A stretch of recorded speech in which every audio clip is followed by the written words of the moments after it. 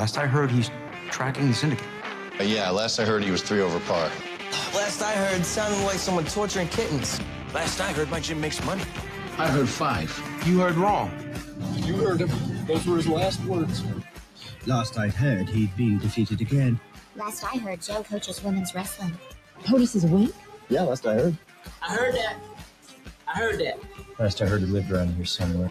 Last time that I'd heard, you had, Well, welcome back, ladies and gentlemen, to another episode of the Last I Heard podcast. I'm your host, Lee Dempsey, here with just 2/3 of the Gridiron Gang today. Josh Winch giving me company here as we are missing the one and only Travis Rankins, who is out sick. Hope you're feeling better, buddy, soon. I think he's got some excuses after that heartbreaker for him in Lambeau this last weekend, but we got some news to talk about, so let's get right into it, shall we?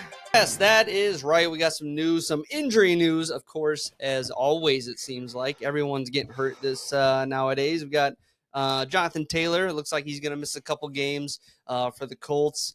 Bijan looks like he's going to miss one game. Is that what you said, Winch? You thought it just maybe one game? And then Rashee Rice out most likely for the year for the Chiefs due to an injury basically caused by Patrick Mahomes there. Not great for the already thin wide receiver room for the Chiefs. And some wide receiver trade buzz has been going around the league the last couple of days, one being Davante Adams. There's been tweets that the coach, Pierce, has liked with rumors of Davante leaving. Davante, I'm sure, is definitely not happy. Coach doesn't want his negativity around. If you're not going to be on the field, then leave. So I think it's pretty fitting there. And then also Amari Cooper, the Browns restructured his contract, so it's all he's going to get it in full. And they said by the time the trade deadline comes around, he'll probably have about $500,000 left on that contract. So that's a good wide receiver to have for very, very cheap. And then with just his last year of his contract being this year too, it shouldn't take much to trade for him. I'm sure they're probably going to give like a 5th round pick for him. I mean, it can't be much with that. So what are your thoughts, Winch, coming out of this week? First of all, I got to comment on our absent partner here. Really convenient to miss this episode, coming off of that smack talk you were talking heading into Sunday, and the results that your team showed, especially in that first half. Jair doesn't show up, neither does Travis. Yep. But get feeling better. We'll see you next week, buddy. Yep. As far as the Chiefs go, I think they're, in my mind, the front runner for Davante or Cooper. They need that receiver now, especially absent those two guys you just talked about. They're very inexperienced at the wide receiver position, and quite honestly, their offense hasn't done much at all this season. For you fantasy managers or owners of Pat Mahomes, I'm sure you know that. He's been nothing more than a game manager, quite honestly, this season. And their defense has kind of carried them along. So in order to them pick up some momentum, and Kelsey, I don't think even has a touchdown this year. I don't think so. So he has not obviously performed like we have expected in the past. I really think they need to make a move here to contend and be where they want to be, especially if both Brown and Rice miss the entirety of the season. You're counting on Sky Moore, Xavier Worthy. I mean, I don't know. They're very thin at that position. And they can go multiple tight ends, and obviously they can run the ball, but they're without Pacheco too. So the team's really getting banged up at this point. So looking to make some moves, that's one I would keep an eye on. Hopefully it's something that happens soon. I feel like if they wait, a few more weeks down the line, people are probably just going to get more buzz for these players. These are still very good wide receivers that are available, and I don't think it's going to be too much. I forgot what I was going to talk about. No, that was awesome. Yeah, these wide receivers are very talented still, and to go out there, I think people are just going to want them on their team, even if it was just, the name on the jersey kind of thing, to just have people around. I think that's going to be. There's also some speculation on her of Tyreek Hill, just because I think he's kind of hey Trey. There's more speculation of Tyreek Hill just because he's unhappy right now. It seems like in Miami, his quarterback keeps getting injured. He's not getting that long ball there, so he's just kind of, I don't know. He's not becoming as much of a factor on that team because of that. So he could go, I think, anywhere. I mean, he's still young enough where people would probably pay a good chunk of money. If you can throw the ball down the field, he can get it. So it's just who has the ability to do that still. I think that's going to be the biggest factor going for him. Yeah, I think there's quite a few receivers in their 30s or around that age that are going to get moved or shopped around here near the deadline. It's a position that's gotten banged up a lot this year, and some opportunistic situations will, I think, transpire for the guys you mentioned there. I wouldn't be surprised if Tyreek changes teams either. Waddle has got to be kind of disgruntled. He's not getting the production or the reps, as that offense has really struggled. Even when Tua was there, they were struggling this season, which is surprising for McDaniels, as he's kind of known for that. These guys, they're ballers, and I'm sure they'll get the call here soon enough. I suppose you want to jump into our best and worst of the weekend, huh? Shall we? Do you want to go first, Winch, or would you like myself to do it? Well, I'll just continue off of that. My worst of the week is the Miami Dolphins offense, in particular. I was hoping for something from Huntley, and man, that was tough to watch. Yeah. We're talking about the Tennessee Titans defense, too. The same Tennessee Titans defense that allowed the Packers, Malik Willis, to look like an MVP candidate. So I really was disappointed. I was hoping he would be able to move the ball up and down the field and in a quarterback-friendly offense, be able to produce. Although he's only been there 3 weeks, I was not excited by how that offense looked or how they performed. So hopefully they can turn it around, but I don't think anyone saw the season unfolding the way that it has for the Miami Dolphins. I expected them to be contending, if not winning, the AFC East, and they're going to be fighting with the Patriots, it looks like, for the last spot in the league. My best of the weekend goes out to the Baltimore Ravens. What a rebound performance for this team, both offensively and defensively. We saw what Josh Allen did the week prior, and this offense looked unstoppable, and they held them to 1 touchdown. So the defense for the Ravens in particular balled out, but it's cool to see them get back on track. I think we all expected they would win. I think we all predicted that, but not by this margin and not the way that they won, shutting the Bills offense, which is pretty prolific, probably the best offense, maybe other than your team, so far this season. So those would be my 2 units I want to recognize as the best and the worst. The best, the Ravens D; the worst, the Miami Dolphins offense. I was close to making the Bills my worst. I was very disappointed for them, but this kind of shows me too, this is the same old Bills, where they can beat up bad teams and then lose to good teams. Like, you got to go out there and beat Baltimore. You got to beat a big dog in order to really prove that you're something. So for them to just kind of do what they've been doing year after year against good teams, disappointed. And I think a lot less of them because of it. That being said, though, my actual worst is the Packers and the Vikings, both of them. In that game, they both looked terrible in halves. The Packers' offense looked terrible. Their defense looked terrible in that first half of that game. And then the Vikings, the second half, offense looked terrible, defense looked terrible. But not so much the defense even. I think a lot of it was like just prevent almost at a point where it was like we just don't want to screw up anymore. After that muff punt right before the half, it seemed like I just knew there was like a swing, and I knew 28 wasn't going to be enough. I was just hoping we were going to get to 31. I was like, 31 feels safe.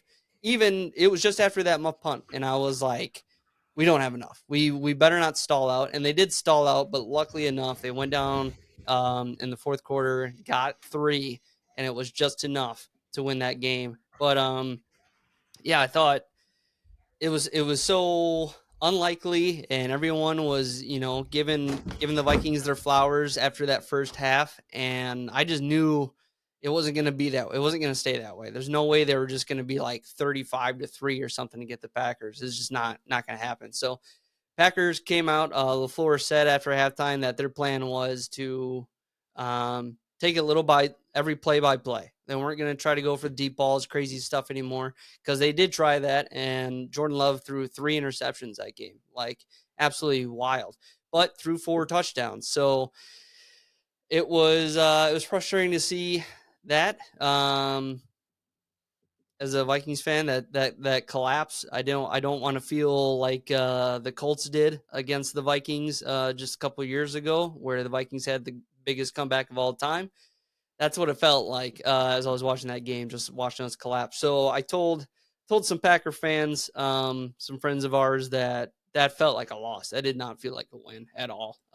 As it comes down to the final minutes of that game, an onside kick where it's like if the Packers would have received that onside kick, I guarantee the Packers would have won that game because they were just picking them apart. But I will give it up to Brian Flores to just cover the sidelines. Just do that. We're not going to let them stop the clock. They were already out of timeouts. Like if they're gonna score a touchdown or win this game, they got to do it right up the middle. And I do think they made enough adjustments later in that game where they knew we'll still win this game. We just got to play smart football. We got to play the game manager style. So I'll give them that. As for my best, though, I'm going to give it to your boy on the Detroit Lions, Jared Goff. Threw 18 for 18, sets an NFL record for perfection for the most passes, where he's batting 1,000. Threw 292 yards, 2 touchdowns, and a 42-29 win over the Seahawks. Just a dominant performance. Got to give the guys flowers. Just looked great. Looked great out there. The Lions just looked flawless out there. Hard for me not to make them jump up on the power rankings for me this year. They're still up 1 from me, just to give a little peek. But yeah, I think overall, I think the Lions really just show that they're absolute dogs. Once again, I'll say, though, even the Vikings game, this last one, where it wasn't as pretty coming into that second half, I'm still excited for every divisional game this year. I'm still like going into it thinking we can win it. We could win it possibly handedly. So I'm looking forward to it. Looking forward to Detroit and those boys. It's fun to watch this team. That's for sure. Yeah, I can completely agree with your emotional state after the Vikings-Packer game. It's very similar to the Miami-Virginia Tech game.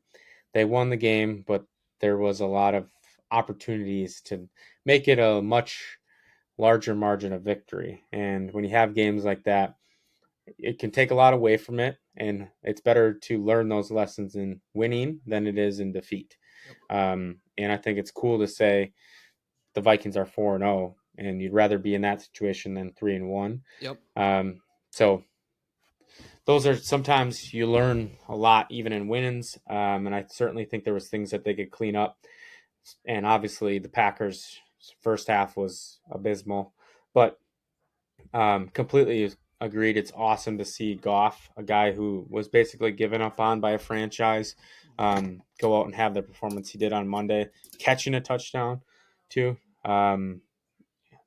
Absolutely wild. 18 for 18 and a receiving touchdown on top of it. Forgot about that. That was crazy. Who was that? Amon-Ra that threw that? Yeah. So he was 1 for 1. First pass he's ever thrown since high school. Oh, wow. That's pretty cool. That reminds me, I saw Diggs had a rushing touchdown this week, and it said it was his first rushing touchdown in his career, and I was like, what?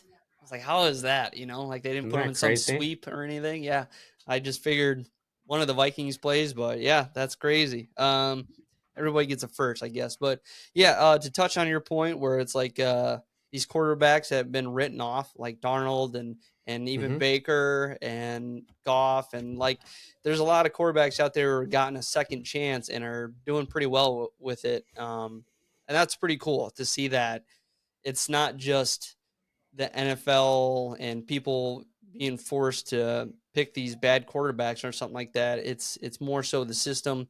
Something that you and Travis pointed out last week, coaching is massive. It's one of those things too, where Kevin O'Connell, where I'm like, give this guy the extension. The things that he's done with Darnold is insane. And the way that he talked about coaching up and preparing McCarthy before his injury, I think he's doing it all the right way. So yeah, It's got to be exciting to see Darnold play the way that he has, obviously for the season that they're in currently, but it just gives you confidence in him developing JJ, but also like the time. It gives them time to develop JJ. So maybe he is on more of a Jordan Love trajectory where he can sit 2 years and learn and develop and grow and then come in. And then, either you pay Darnold or you say thank you and he goes somewhere else. But it's rare that you get that opportunity. And I think I'm so excited for the quarterbacks who do get that second chance and perform, because it's fun to see an organization and a team believe in them. I really think Baker's the epitome of that, with everything he went through in his career, being a first overall pick to where he is now. You can just see when he plays, he has so much confidence. His teammates do too. Goff's now gotten to that point too, and Darnold with another season, the way that he's playing, who knows? I mean, he's still very young and was in 2 horrible situations with the Panthers and Jets. So you get the right people around you and belief in you, and certainly the right schemes and coaches, things can change quickly. It's fun to see them have a lot of success, and I'm rooting for all of them because they didn't give up and they worked their tails off to get to where they are. Yep. Yeah, 100%. I agree with that. If you asked me, before the season started, the Vikings would be 4-0 and Sam Darnold would be leading the league in touchdown passes, probably would have said you're so full of shit.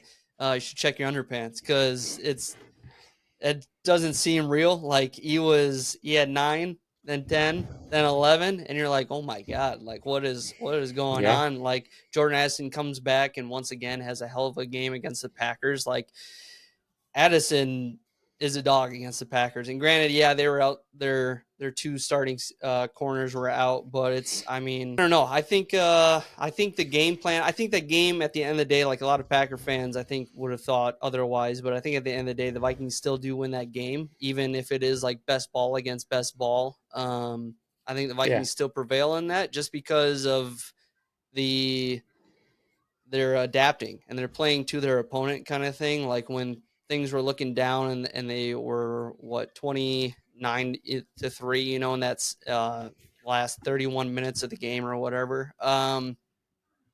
They knew like adversity was there. Like that happened from turnovers coming up, in that second half, like the muff punt, Darnold pick, and then Darnold fumble. Even O'Connell said that those were bad play calls by himself. And I definitely thought the pick was just because I know for sure, without a doubt, that play was purely just to get Aaron Jones a touchdown. Like it was purely like that was a forced ball to Aaron Jones and it bit him in the ass. And I was like, why the fuck? Like you don't need to throw that ball ever. It just seemed like let's get him a touchdown in Green Bay and blah, blah, blah, blah, blah. But it is what it is, and it came out with the victory, and 4-0 feels good. Feels real good. Let's go into my stat of the day, shall we? I know you got one as well. Stat of the day! Yes, the stat of the day. Through the first 4 weeks, the Vikings have put up a points differential of plus 57 points, the same exact in the first 4 weeks as the 1998 Minnesota Vikings, who were 15-1 that year, losing the NFC Championship game. Wow. Yes, sir. Exactly the same. Yep. Get your roll. Bring it back. Get your roll.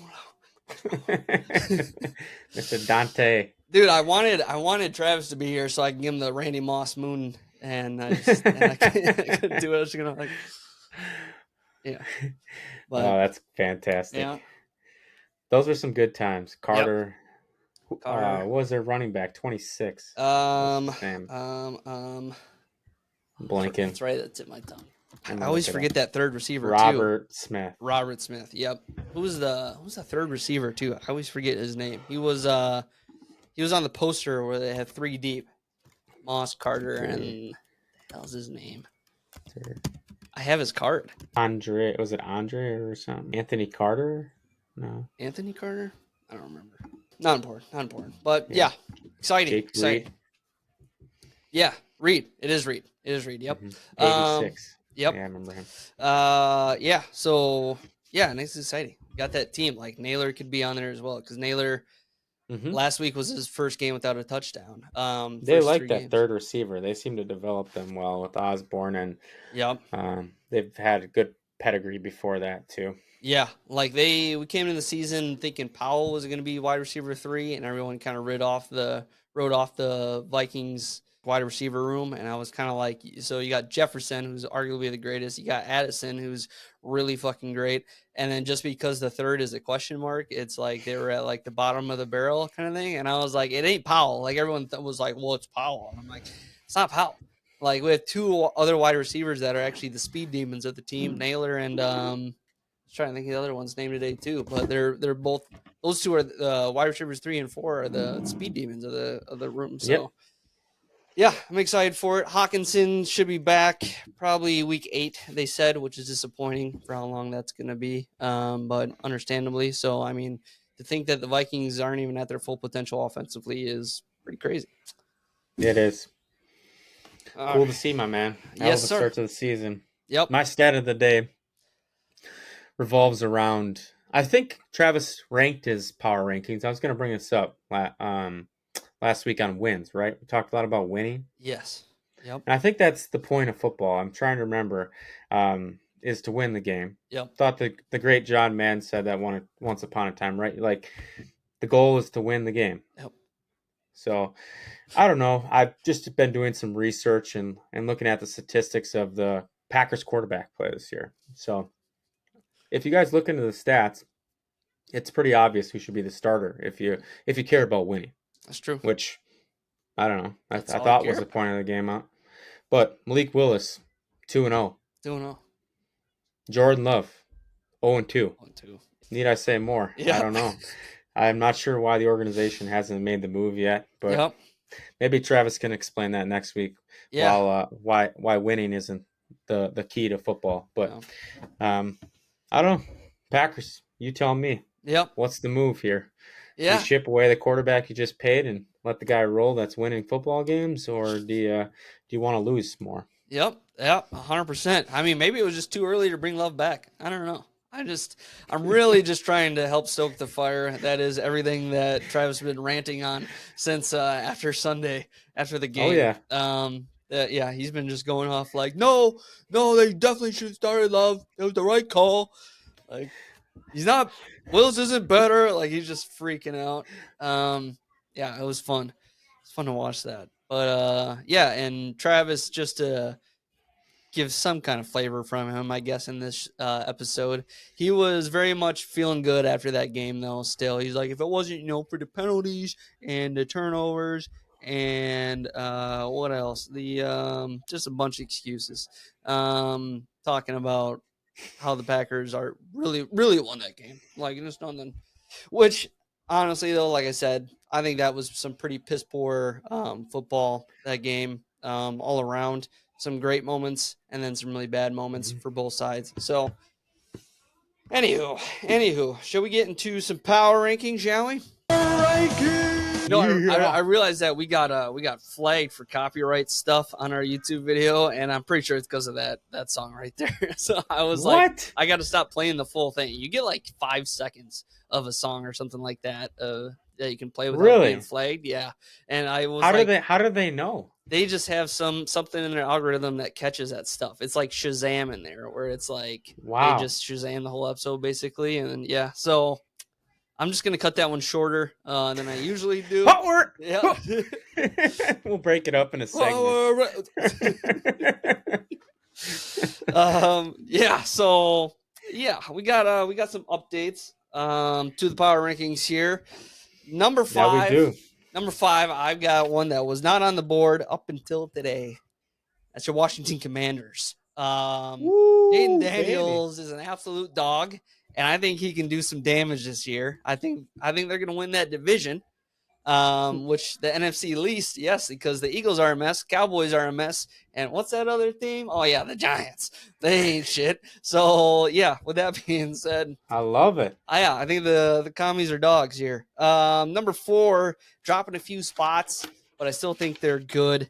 I got the Bills. I'm going to give them still some credit. I think they're a team that can, still have that at least 10 wins mark on their year. So I think they're still going to come out probably looking like top dogs in the AFC minus Big Brother, who's in the number 2 spot. The number 3, I got the Detroit Lions. Still absolute dogs. They climbed up 1 spot for me. Just proving that they can go out and take some names against the undefeated Seahawks, which I don't think really deserved to be there to begin with. I knew they weren't going to be shit, really. So that's why they were never on my power rankings. Number 2, dropping a spot. I got the Kansas City Chiefs. That's right. They're just getting beaten down. They're barely winning games. Mahomes, like you said, game manager, throwing picks all the time now. Every game he's throwing a pick. For like the last 10 games, he's thrown a pick. It's absolutely 8 touchdowns, insane. 11 picks in his last, I think it's 10 games or something. Yeah, something ridiculous. Like I don't. They're just doing enough to win these games. Just classic powerhouse teams do. And then number 1, I got your Minnesota Vikings going out there. Never thought I'd say that this year, but being 4-0, beating back to back powerhouses. I'll still say it. The Texans, the 49ers, and the Packers, those are all very good teams, and the Vikings beat them all. So they get the nod. They get the top spot. Never thought I'd say that in my life. Definitely not this year. That's exciting, my man. I'm going to start at the top. Just anticlimactic here. I'm also rolling with the Vikings. Yes. They deserve it. They've earned it. No team has played better and against better opponents than the Vikings have this season. You rattled off the Niners, Texans, Packers, 3 really tough. I would say any team, if you looked at the power rankings to start the season, anyone would have had them all within the top 10, certainly maybe top 5. So to knock all 3 of those opponents off consecutively and in the way they did it, they deserve it. Darnold sneakily is probably the best. Don't say or a certain thing at the end of the season. My second team, I'm gonna go top down here. Okay. Is also in the NFC North. Your Detroit Lions. I just love this team. I was talking about them last week. I find it hard to believe a team can beat them unless they beat themselves. They got 2 running backs that are just beast, an offensive line that's the best in the league. They now got J-Mo to complement St. Brown, and their defense is continuing to get better. The only thing that worries me is their defensive backs are a little handsy. A lot of penalties in that game, but certainly something they can clean up, and Seahawks do have good receivers. Number 3, I circle the wagons. I know they lost, but I am still a big believer in the Buffalo Bills defense in particular. And their offense didn't play as well as what I would have hoped against the Ravens. The Ravens needed that win, so I knew they were going to give them everything that they had. The defense couldn't bend in the first half, but kind of broke in the second half. 4, I got the Chiefs. I know they're undefeated, and Travis would bitch about this ranking. I don't really care. Their defense is phenomenal this year, especially their secondary play. But their offense is leaving much to be desired. And I know Mahomes will get it corrected, at least to some extent, but he is struggling in his last several starts, as we've mentioned. At 5, I got the Houston Texans. Big win last week. They needed that win. This team is just so talented. I have a hard time believing they're not one of the 5 best teams in the league when it's all said and done at the end of the season. The AFC is going to have it's going to be a really fun playoff year, especially if Mahomes doesn't get to the point where he usually does when the playoffs start, but we all know it's inevitable. With the Ravens, the Texans, the Bills, the Chiefs, there's a lot of great teams in that AFC. It's going to be a fun playoff push. And the NFC too. There's some really strong, like I said, contenders in that league. But man, it's crazy to believe we're already 4 weeks in the season. It's flying by. Yeah, I hate how fast it's going right now. It feels good to get these wins and watch these games on Sundays, but it's flying by. We got our first bye week already. Yeah, right. Something you got to worry about. Check your fantasy lineups, folks. We got teams on buys, and I probably should have figured out which all of those are. Let me see if I can find them real quick. I think I had them up here. The Lions are one of them, I know, because I got a few players on that team. I want to say the Lions, Titans, Eagles, and Chargers. Yep. We're there already. It seems like it's crazy. Contending teams. Yep. Absolute dogs.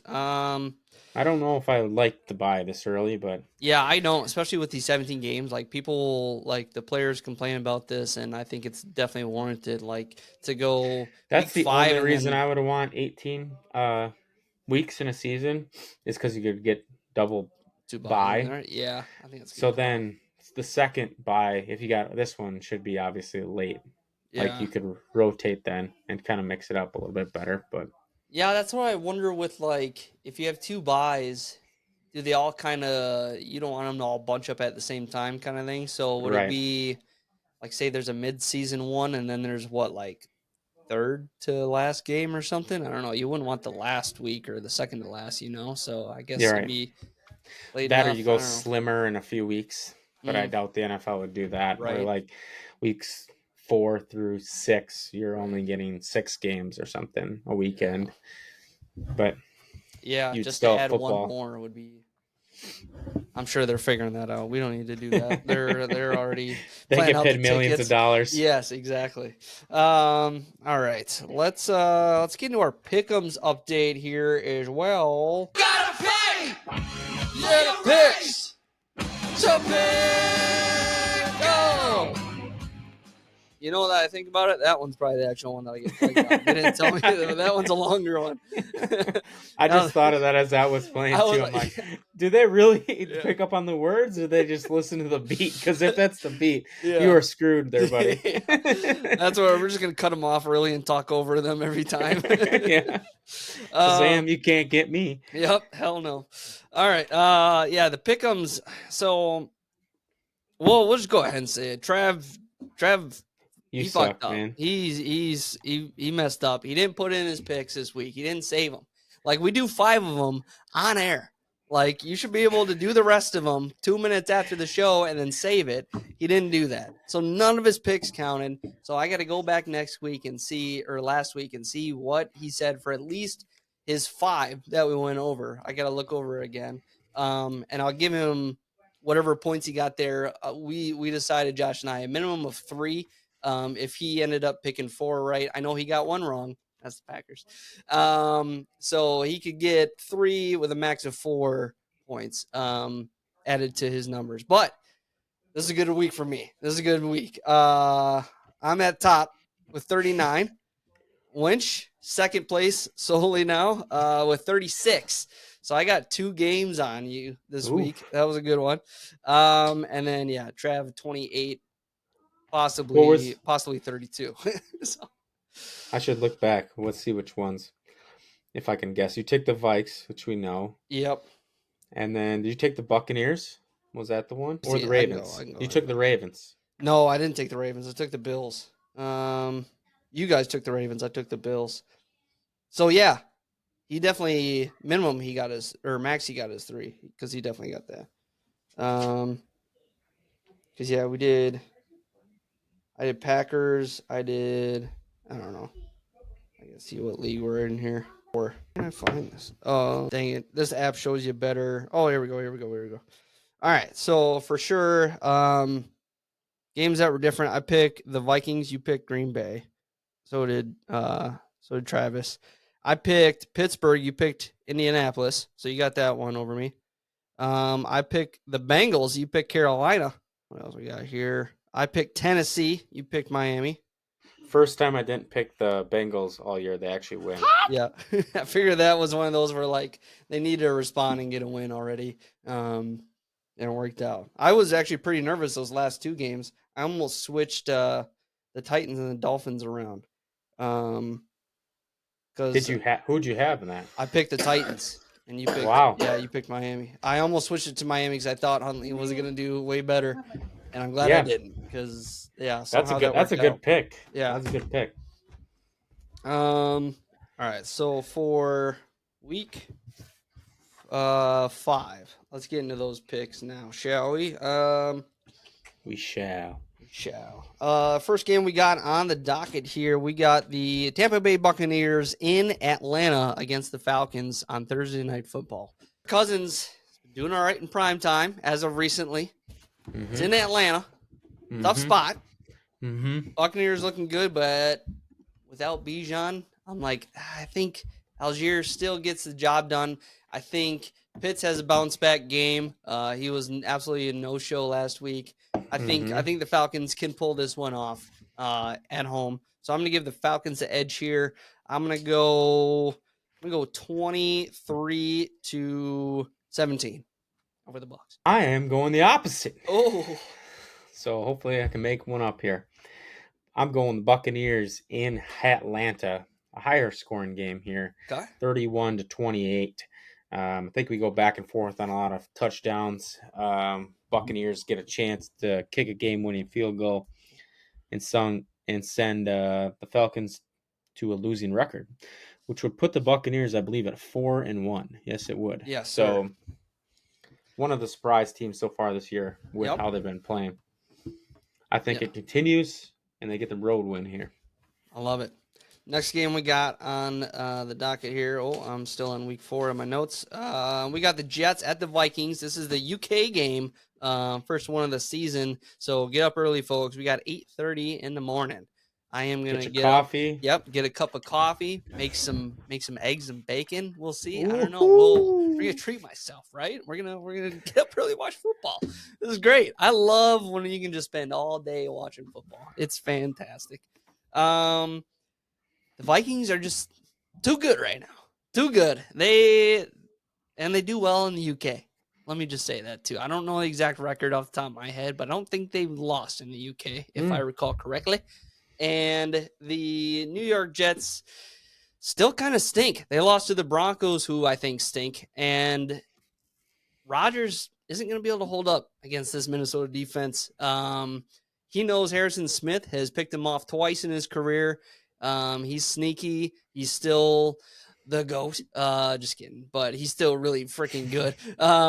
And I just think he's gonna have that look. He's got that Brian Flores. Like he talked him up on Pat McAfee today. How Flo and Zimmer were very similar on these bluff blitzes and everything.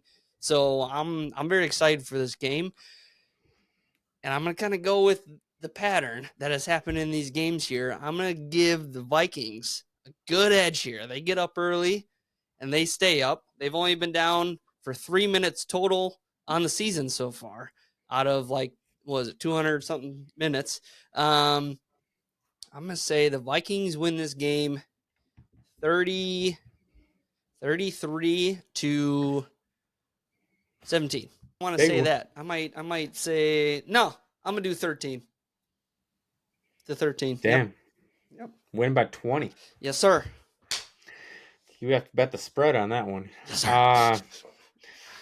I wanted to take the Jets in this game, but then I watched them play last weekend, and I can't take them in this game. Only because I think the Vikings are riding so high. I wonder when it's going to come down a little bit. Yeah.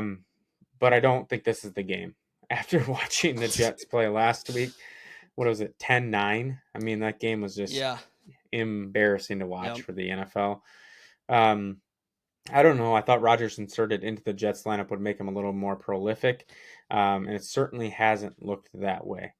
I don't know why they don't throw the ball to Garrett Wilson more often, or Brees Hall was like a non-factor in that game. Seems like they're just like going away from their superstars. Lazard's getting his touches, but I don't know why no one else on that offense is. Anyway, I like the Vikings to go overseas and come back with a W. Yeah. I'm gonna take them. Yep. I can't do that with my left hand. There we go. There you go. 28-17. Woo! I love it. I'm excited. I'm excited for that game. Yeah. Jameis needs to take over the Browns already. Oh God, I wish he would. He needs to do it. Like, just I don't like him because he's from Florida State, but he's a Right. comical guy. He is, and I think he's a locker room guy. He's a glue guy too. Like, he is all about hyping the team up. And Well, it's like Flacco with the Colts, man. dude, Flacco. I got it. Why can't we? Why does Anthony Richards suck so bad? Dude, I don't. His career is gonna be over soon too, just for how often he gets hurt, man. It's nuts. And he can't get hurt, but then when he plays, he'll make a heroic play, and then he can't like make a simple throw. Yeah.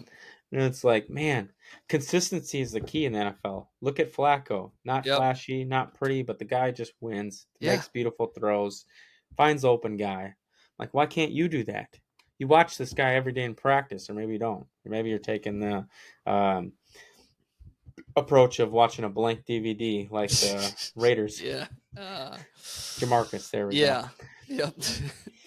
I don't know. But yeah, man, dude.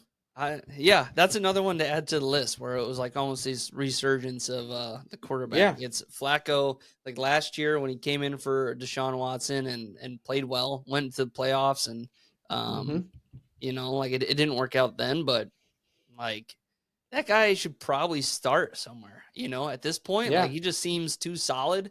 Or maybe he wouldn't last like just longevity wise through the season. Maybe just like age is catching up kind of thing. Like, he's 39, I believe. So he's up there. But I wonder if some teams are going to take that strategy, which is an interesting strategy of not taking quarterbacks now and just letting other teams fuck up and then kind of take the second chance on that quarterback. Yeah. I think of Bryce Young, which I don't know is going to work out anyways, but a team is going to get an opportunity to take this guy and rebuild his confidence in his career, because it certainly doesn't look like it's going to be in Carolina. But then you get Carolina continuing to draft quarterback after quarterback, and Chicago quarterback after quarterback, and you're not getting anything around this quarterback. So how do you ever become successful? The only time you do is with a quarterback who's kind of seen it and done it all, which is not a first overall pick, right? So I think given certain situations, it makes sense, but there's just 6 quarterbacks in the top 12 picks to me is just given. It's going to be very difficult for them to succeed. Right. Yeah. And just the odds against them to begin with, like, especially now too, it seems like you see the second quarterback picked off the board now is having more success, like Stroud and Daniels. You're like, dang, like why people are just getting overhyped on these quarterbacks where they're not thinking going to the right team.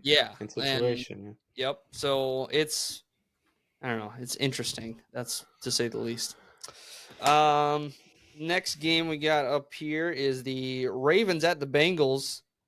I don't this nicely. Bengals stink. I don't like, is it just the same Bengals as last year where they start so sluggishly and then it's like they creep into the playoffs kind of thing, or what? They missed it last year, didn't they? They missed the playoffs? I can't remember. Yeah. So it's like you can't keep dogging these early games where, like, I know they won last week, but still you're 1-3. Like, you look terrible. And I just don't see against the Ravens in your division now. Yeah, that's a tough division. And you're what, Browns like level right now? Like, that's not good. Like, I think the Steelers would beat you, you know. It's just not looking good for the Bengals, and they're just not very hopeful. And then the Ravens go out and just lay a whooping on the Bills last week, and they're much more of a threat than the Bengals are. So I think you just got to give it to the Bengals this week. Like, this is one of those games that Travis would say it's like it's too easy. It's too much of a layup, where you don't even want to pick them because you think it's too easy for the Ravens here. I still am going to pick the Ravens just to be safe kind of thing. I think it is the safe pick. I'm going to give them probably 28-19. I agree with your analysis there. This is a really interesting game for the division too, as this division is always very close in the end of the season. And you have the Steelers coming off of their first loss, Ravens with a big win, the Bengals with their first win of the season, the Browns split in the season. This is a huge game early in the season for this division because if the Bengals go to 1-4, it's going to be hard to rebound and come back from, given the schedule ahead and how many tough games they have upcoming. Having said that, they play at home, but the Ravens just came off an ass whooping. I have a hard time believing that the Ravens haven't figured out their defense, and I don't believe the Bengals have figured out their defense. So to me, the competitive advantage is the Ravens on offense versus the Bengals on defense, and I think they exploit that a little bit, come out with a 38-27 win. Ooh. Damn. That's it's gonna get up and down. That'll be fun to watch, though, at least, to say the least, if that's the case. I think the Bengals' offense will show up and play well. I just don't know that they have enough to keep Lamar contained in that defense. I like that. Next game It'll we probably got be like 9-6 now. That's why I had low score for the Thursday night game. I was like, man, a lower one just because it's classic Thursday. That is a Thursday night. It's 13-10. I should have picked. The next game we got is the Bills at the Texans. Man, this is going to be a fun game too. Game. This is one where you think it's going to be a high scoring game again. The Bills, I think they have to rebound after last, get embarrassed like they did. And for the Texans to be, the way they lost to the Vikings, it's like, I don't know how to take, how serious to take them, I guess, I don't know if they're going to be the big threat that they show. Like both these teams, they have weaknesses and is basically what I'm trying to get down to. And it's just kind of whoever makes the least amount of mistakes is going to win this game. And much like the Vikings Packers last week, it just came down to who made the least amount of mistakes. I am definitely going to give the edge to the Bills on this one, though. It's a tough call, but I do like the Bills. I think I'm going to give Josh Allen a bounce back game here. We're going to go probably 27-24. I think we get a last second field goal. Calabas. I like that score a lot. I like the Bills to win this one too. I think their defense reminds me of the Vikings defense a little bit, and the multiple looks that they're going to show to the Texans, which I know Stroud is obviously one of the best young quarterbacks in the league, but still learning and understanding coverages and blocking schemes. I think could give the Bills a little bit of a competitive advantage. Gregory Rousseau, the boys up front, Ed Oliver, get a few sacks, create some turnovers on the Texans. I like them to go into Houston and walk out of there with a W. I'm going to go with 28-24. Okay. I like it. Our final game that we got here is the Packers at the Rams. Boo! Boo! We're only talking about it just because a lot of listeners are Packer fans and Travis. Otherwise, we probably would have skipped this game and went to a different one. But hey, what the heck? Let's talk about the Pack.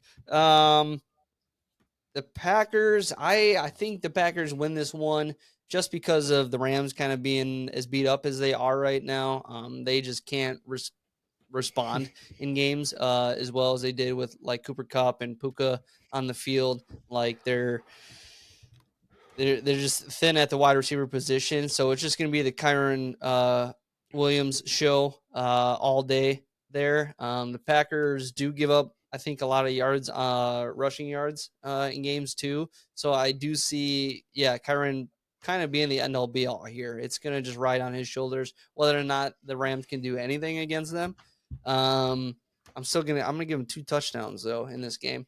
But I am going to pick the Packers. I think they're pissed off from last week. They know like, oh, if we just had more time, we would have won that game, blah, blah, blah. And just riding high off of that second half. And I think they're going to come out probably kicking some ass. So I'm going to say the Packers win this one 35-17. Damn. Yeah. Is that Malik Willis starting or Yeah. starting off? I should ask that. Yeah, if they want to win. If they want to win. No, Jay Love rebounds. They get the dub in LA. The LA Rams are just the poster child for injury reserve. Their team is very banged up. And their offensive line hasn't looked too good this year. I think pass protection is going to be an issue. I think the Packers get after Stafford in this game. And then defensively, they've been feisty on defense, but aggressive. I think the aggressiveness kind of bites them in the ass in this game. Packers get a couple of explosive touchdowns. I like them to win 33-20.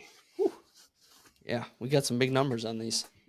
Yeah, Hopefully. I'm going high scoring week. This is kind of when in my mind, this is when the league, we're through the preseason, as Trav would say. Yep. First 4 weeks. So we should start to see that offensive firepower pick up a little bit here. Yeah, maybe the tight ends will start doing something this week because I feel like tight ends this year haven't done shit scoring wise. I've been looking to trade for one in fantasy football, one of a few positions I'd like to make an upgrade at, and I don't really want to go after any right now because none of them have shown much. Mm-hmm. Like they're not consistent. Yeah, they're very consistent. Everyone has like one big game, and then the rest that are quiet. And that's just the big dogs. All the rest of them haven't really done anything. So there's been a lot of receivers that have done the same too, where it's like they have 1 or 2 explosive games, and it's like 2 points the next game. Okay. There's a select handful that are really making some noise out there. And I don't know. Hopefully you got them. That's all I got to say to that. Well, I suppose that kind of wraps up our show. Seems odd. We're 10 minutes early, I think, on average right now, probably because Travis didn't get his rant on about the pack. But that's fine. That's fine. But yeah, everyone listening and watching, we weren't able to get the podcast out for the listeners last week. Technical issue there that it would refuse to upload. So we just had the YouTube video out there. And yeah, it's doing pretty well. So like what I see. But if you like what you see, remember to like and subscribe, rate and review, comment, reply, share, all that. Much appreciated. And with that being said, that's the last I heard. Peace. Solid.